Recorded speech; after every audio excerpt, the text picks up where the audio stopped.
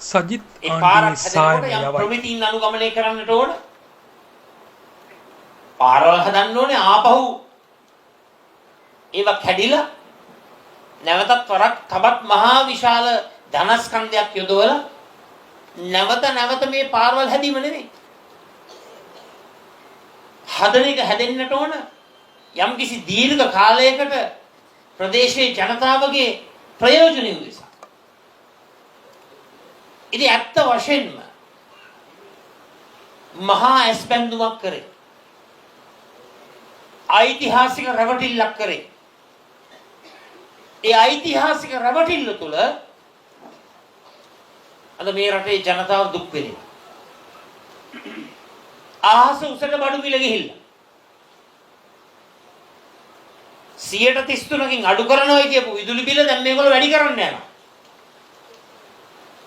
රාජ්‍ය ආයතන රාජ්‍ය සේවකින් ආරක්ෂා කරනවා කියපු නිසා පොලිමට ගිහිල්ලා කතර ගැහුවා.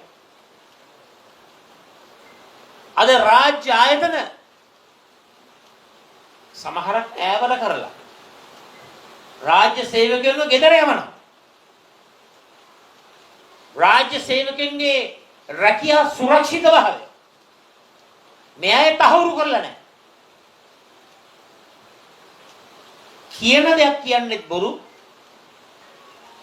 කරන දෙයක් කරන්නේත් බොරු. දැන් අපි අත්ත වශයෙන්ම සතුටු වෙනවා